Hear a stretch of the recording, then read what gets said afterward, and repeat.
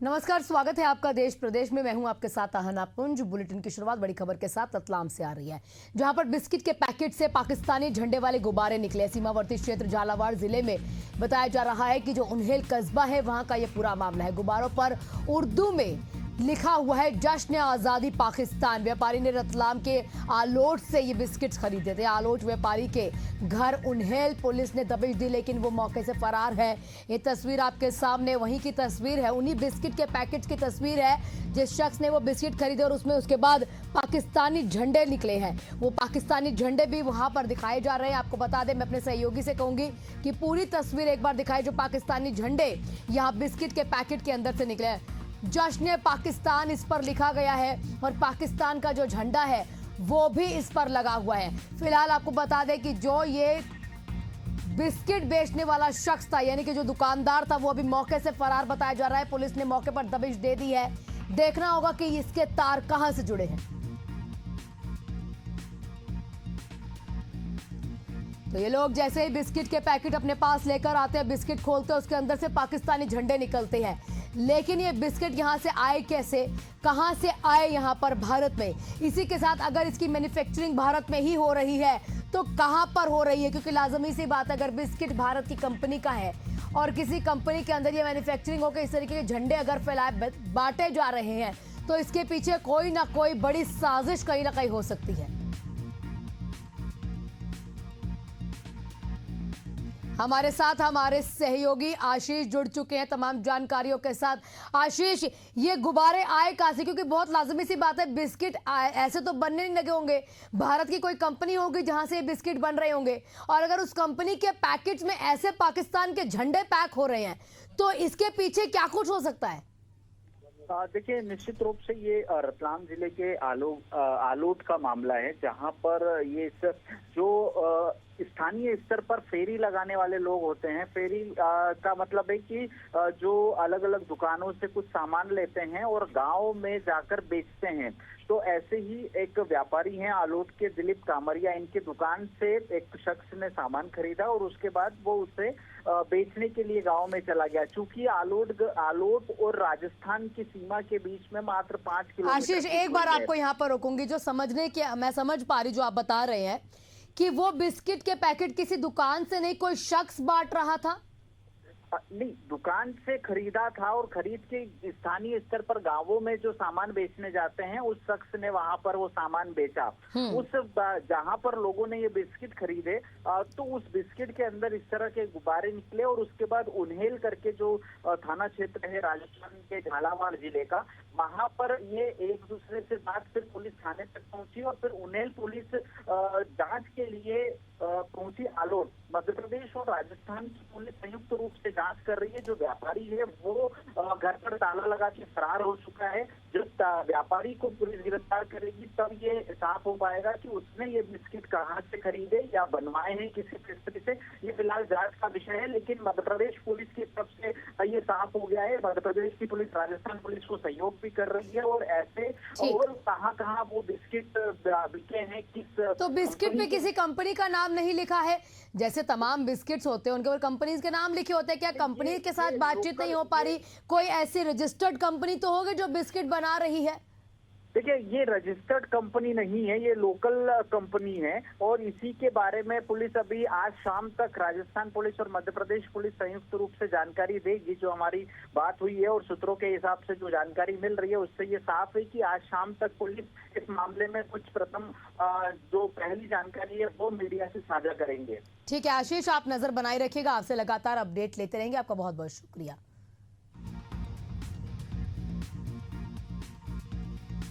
इसी बीच एक और बड़ी खबर एशिया कप 2025 से जुड़ी है खबर। आपको बता दें कि लगातार इस तरीके की जो तस्वीरें आ रही थी, जहां पर विवाद से जुड़ी है खबर, जहां भारत पाकिस्तान के बीच दुबई में जो मैच हुआ था उसमें भारत ने पाकिस्तान को हरा दिया था। और उसी बीच ये बड़ी खबर आपको दे दें कि एसीसी के अध्यक्ष मोहसिन नकवी ने अब ट्रॉफी सौंप दी है। भारत की ट्रॉफी साथ लेकर चले गए थे नकवी। मोहसिन नकवी ने यहाँ पर यह भी कह दिया था कि हमारे पास आके ट्रॉफी ले ले भारत। आप उस समय की तस्वीरें लगातार लाइव देख रहे थे जब भारत पाकिस्तान को हरा देता है और उसके बाद उसके हाथ से, यानी पाकिस्तान के जितने खिलाड़ी हैं उनके हाथों से ट्रॉफी लेने से इनकार कर देता है, तो मोहसिन नकवी वही ट्रॉफी अपने साथ लेकर चले जाते हैं। और इसके ऊपर जब माफीनामा हुआ तो एसीसी की जब बैठक हुई उसमें पाकिस्तान ने बीसीसीआई से माफी भी कहीं ना कहीं मांगी और अब ये ट्रॉफी वापस लौटाने का फैसला हो चुका है। भारत की ट्रॉफी साथ लेकर जो नकवी चले गए थे वो ट्रॉफी वापस हमारे भारत को मिलेगी।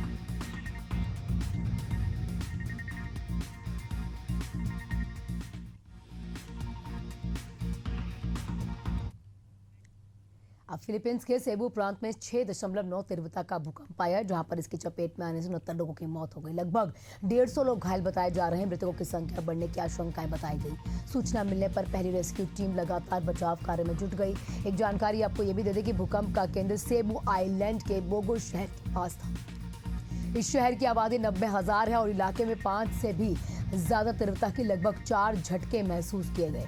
सड़कों पर चल रही गाड़ियां थम गई। कुछ लोगों ने घर से बाहर आकर अपनी जान बचाई।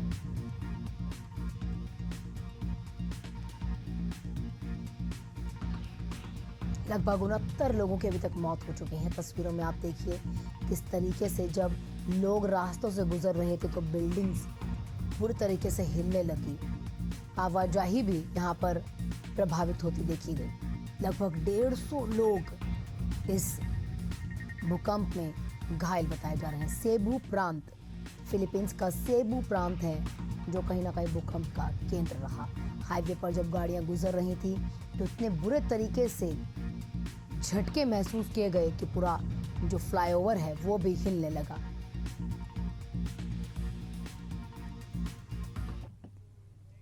अब दिल्ली के डर्टी बाबा की आप कहानी देख लीजिए। चैतन्यानंद सरस्वती की गिरफ्तारी के बाद कई बड़े खुलासे होते जा रहे हैं।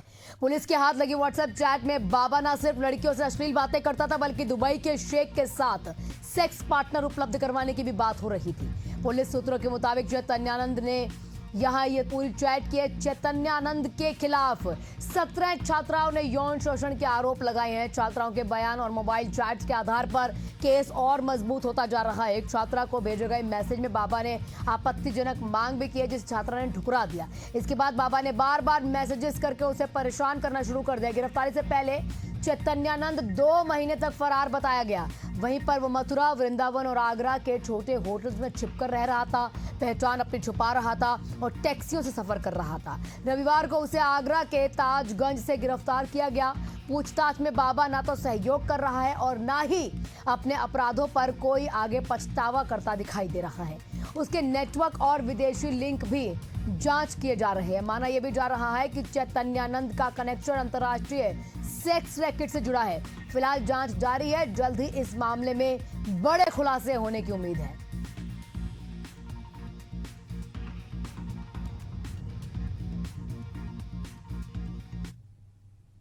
अब अमेरिका में शटडाउन लागू हो चुका है। इससे सरकारी कामकाज भी ठप हो जाएंगे। अब सरकार के पास अपने कर्मचारियों को सैलरी यहां देने के लिए या फिर और पैसा खर्च करने के लिए भी जो बजट है वो नहीं होगा। आपको बता दें कि हुआ क्या है। राष्ट्रपति डोनाल्ड ट्रंप सीनेट से फंडिंग बिल को पास नहीं करवा पाए। 2019 के बाद पहला सरकारी शटडाउन होगा। मंगलवार देर रात बिल पर वोटिंग हुई। बिल के समर्थन में 55 और विरोध में 45 वोट पड़े। अब इससे पास करवाने के लिए 60 वोटों की जरूरत पड़ती है जो कि नहीं मिल पाए। ट्रंप की रिपब्लिकन पार्टी को विपक्षी डेमोक्रेट्स सांसदों का समर्थन जरूरी था, लेकिन डेमोक्रेट्स ने बिल के खिलाफ वोट किया। 100 सदस्यों वाली सीनेट 53 रिपब्लिकन और 57 डेमोक्रेट और 2 निर्दलीय सांसद हैं।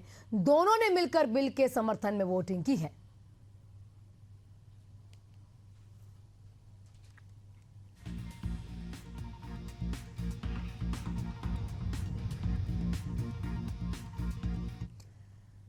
और इसी बीच बड़ी खबर राजधानी रायपुर से आ रही है, जहां पर गृह मंत्री के बयान पर दीपक बैज जो पीसीसी चीफ है उन्होंने पलटवार किया है। विजय शर्मा गृह मंत्री के बयान पर पीसीसी चीफ दीपक बैज ने भी बयान दे दिया है। कांग्रेस सरकार में पुलिस ने सही तथ्य के आधार पर जांच की थी। सीबीआई उनकी सेंट्रल में सरकार और उनकी अब बीजेपी सवाल खड़ा कर रही है।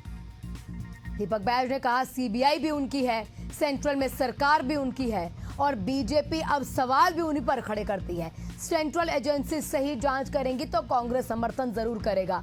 ये अब बयान पीसीसी चीफ दीपक बैज के द्वारा दे दिया गया है।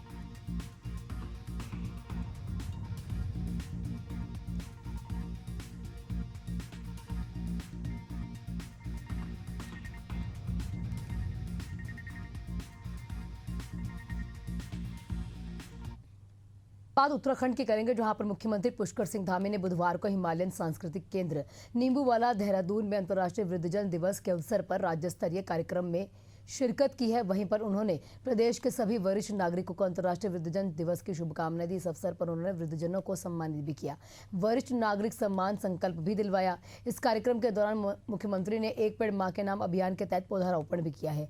वृद्धजनों की सेवा के लिए समर्पित निःशुल्क एम्बुलेंस वैन और वृद्धजनों की वॉकथन रैली को भी हरी झंडी दिखाकर रवाना किया।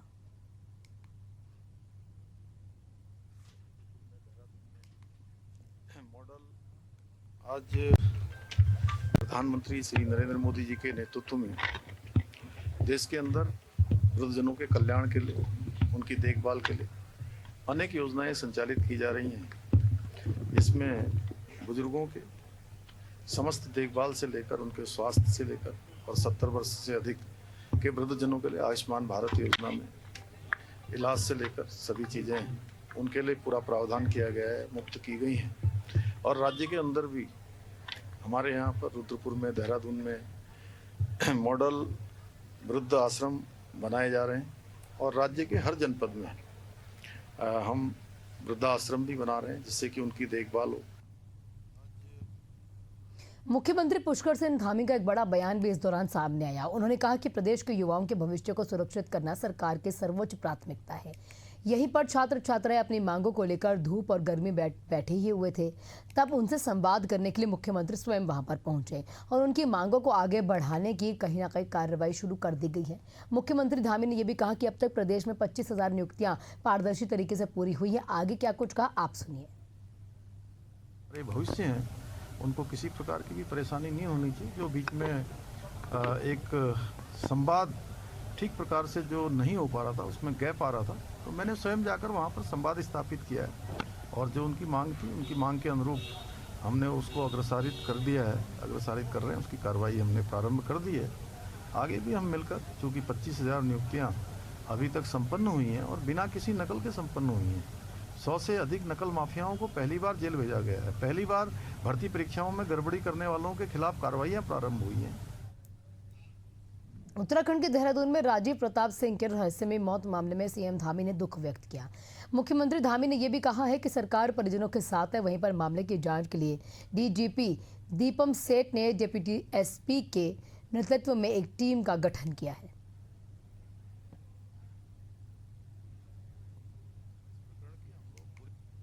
देखिए, ये प्रकरण आया है और बड़ा दुर्भाग्यपूर्ण है इस प्रकार से होना।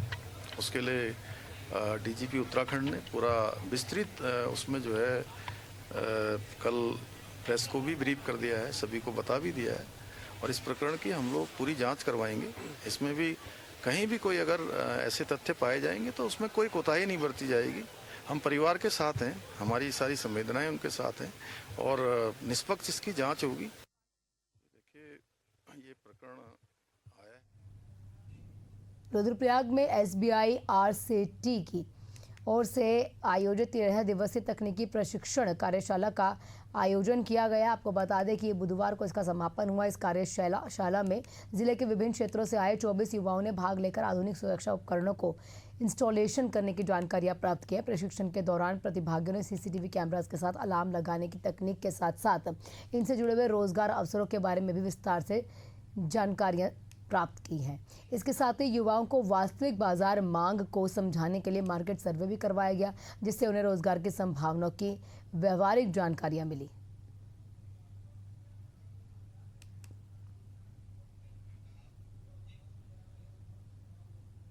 हरिद्वार में नारसन चौकी पुलिस ने स्मार्ट मीटर से छेड़छाड़ करने वाले गैंग का खुलासा कर दिया। 5 लोगों को गिरफ्तार किया है। ऊर्जा निगम का संविदा कर्मचारी और SSO TG2 मोहम्मद अकरम इस पूरे मामले में शामिल रहा। गिरफ्तारी की खबर के बाद ऊर्जा निगम के उच्च अधिकारियों में हड़कंप मच जाता है। आनंद फानन में अधिकारी मौके पर पहुंचे। फिलहाल जो है आगे की कार्रवाई जारी है।